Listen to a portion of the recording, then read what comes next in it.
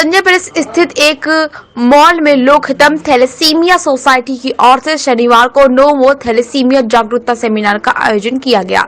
Seminar में मुंबई के तोलानी सेवा संकल्प के चेयरमैन यदाराम तोलानी ने कहा कि थैलेसीमिया एक ऐसी बीमारी है जिसमें शरीर में पर्याप्त मात्रा में हीमोग्लोबिन बनना बंद हो जाता है। पहली बार इनको अपने पोते में ये बीमारी की जानकारी हुई, जिसके बाद प्रण लिया कि देश में किसी बच्चे को स्ट्रगल ना करना पड़े, इसलिए जागरूकता फैलाने के लिए 400 से भी ज्यादा कैंप अभी तक लगा चुके हैं। यदाराम तोलानी, मुझे दादा तोलानी बोलते हैं। उम्र 80 साल है और नगर निगम पार्षद रह चुका हूँ, थाना बम्बई से। सर, जैसा कि यहाँ पे थैलेसीमिया को लेकर जागरूकता की जा रही है और यहाँ पर कैंप भी लगाया गया 2 दिन, क्या कहना चाहते हैं इस बीमारी के बारे में आप, थैलेसीमिया के बारे में? थैलेसीमिया बीमारी के बारे में मैं 1988 से जानता हूँ, क्योंकि एक बार बच्चा पैदा हुआ उसको ब्लड बनता ही नहीं है, उसको बोलते हैं थैलेसीमिया मेजर बीमार बच्चा। एक बार बच्चा पैदा हुआ तो परमात्मा खून बनाने की मशीन डालता ही नहीं है। वो मालूम पड़ता है 6 महीने के बाद। 6 महीने तक माँ की ताकत रहती है और ब्लड पूरा होने के बाद अपना कुंडम बनने से जुलाब उल्टियाँ होती हैं।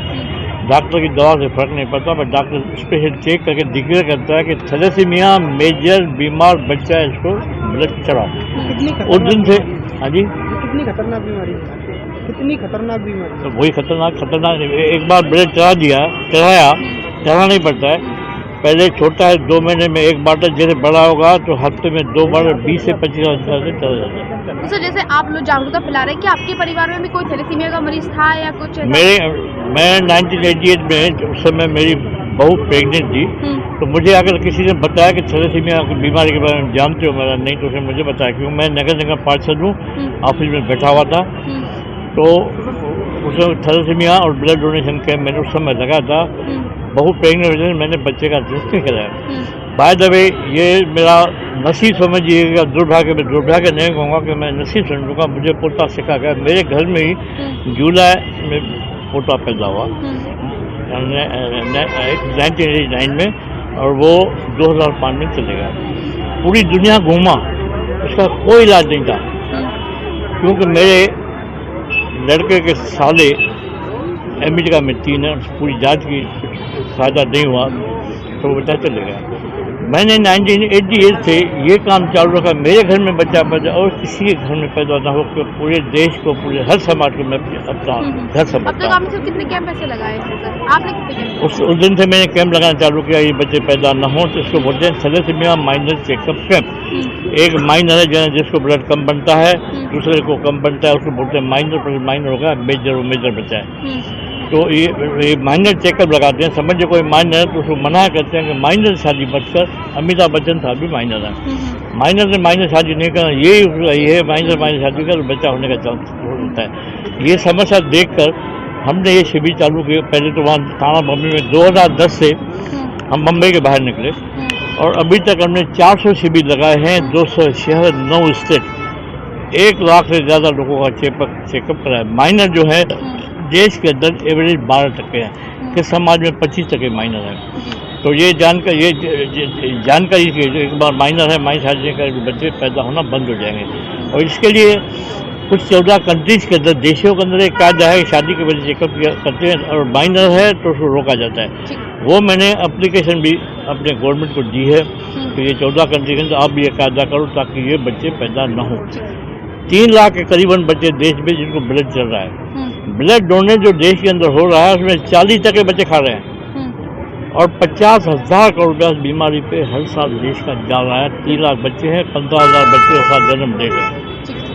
समझे? मेरा नाम मनीषा चोपड़ा है। मनीषा जी, जैसे कि आपके बच्चे को भी थैलेसीमिया की बीमारी है, किस तरह से क्या स्ट्रगल करना पड़ता है थैलेसीमिया के मरीज को? थैलेसीमिया के मरीज को बहुत स्ट्रगल करना पड़ता है। बुखार हो जाता है, अभी हड्डियां कमजोर हो गई हैं और उल्टी आने लग जाती है, खाना नहीं खाता। जब ब्लड के दिन आते हैं 3-4 दिन बहुत ढीला हो जाता है एकदम। जैसे कि इसमें हर महीने ब्लड चढ़ाना पड़ता है, आप कितना ब्लड चढ़वाते हो, कब से ब्लड चढ़वा रहे हैं बच्चे? हम ये 6 महीने का था जब से ब्लड चढ़वा रहे हैं और अभी 30 साल का हो गया। इसको 1 एक महीने में 4 बार ट्रांसफ्यूजन होता है, मतलब एक बारी में हम 2 ही लगवा लेते खर्चा हैं। कितना आता है फिर? इसका खर्चा ऐसे तो इसका खर्चा यदि हम फिल्टर वगैरह के संग लगाएं, अभी दवाइयों का भी लगाएं तो 8 से 10 हजार हो जाता है। 8 से 10 हज़ार। और Husband क्या करते इंजेक्शन हैं? मेरे हस्बैंड नहीं है, तो कैसे रहता है, कैसे एक्सपायर हो गए अभी, तो अभी ये जॉब करता है, थोड़ा बहुत मैं ट्यूशन वगैरह करती हूँ, तो उससे हम खर्चा चलाते हैं। अब हमें सरकार थोड़ी सी दवाइयों से मदद कर रही है, ब्लड तो फ्री मिलता ही है, और बाकी फिल्टर वगैरह हम अपने आप ही लेते हैं। कैंप लगाया गया है थैलेसीमिया के बच्चों को फ्री में ब्लड देने के लिए, उसके बाद में कैंप के बारे में क्या कहना है? बहुत अच्छी बात है, ब्लड तो फ्री मिलता ही है, शुरू से ही मिलता है। उसके बाद और चीजें हैं तो उसमें हमें दवाइयाँ फ्री मिलने लगी। पहले मैं इंजेक्शन लगाती थी, उसको वो बंद कर दिया, तो वो थोड़ी सी सहायता मिल जाती है इस चीजों से। बाकी तो अपने आप ही करना पड़ता है। क्या है आपका? मेरा नाम देवांशु चोपड़ा है। दिवांशु, आप खुद स्ट्रगल कर रहे हैं इस बीमारी से, थैलेसीमिया के साथ, क्या कहना चाहते हैं ऐसे लोगों के लिए जिनको ये बीमारी है? मैं तो बस यही कहना चाहता हूँ कि अपना मतलब ब्लड टाइम से चढ़वाएं और अपनी दवाइयाँ वगैरह प्रॉपर खाते रहें, बस तो इसी का इलाज है, और कोई इसका इलाज नहीं है। आपको ये खुद की बीमारी माता जी ने बताया आपकी कि फादर नहीं है, आप खुद अपने कमाते हैं और खुद इसमें सारा पैसा लगाते हैं, तो काफी स्ट्रगल करना पड़ता है। हाँ जी, बहुत स्ट्रगल जब करना ब्लड पड़ता हर है। महीने चढ़ता है तो क्या दिक्कत होती है काफी? हाँ, दिक्कत तो होती है, थोड़ा बहुत पेन वगैरह होता है, और मतलब दवाइयाँ वगैरह रोज खाते हैं, बस और थोड़ी मतलब हड्डियों में भी प्रॉब्लम आने लग गई है, तो इसकी वजह से थोड़ा शरीर भी कमजोर है। जैसे कि आप देख रहे हो कि मैं 30 ईयर्स का हूँ और मेरी हाइट कितनी कम है, तो इस वजह से बस ये स्ट्रगल होता है।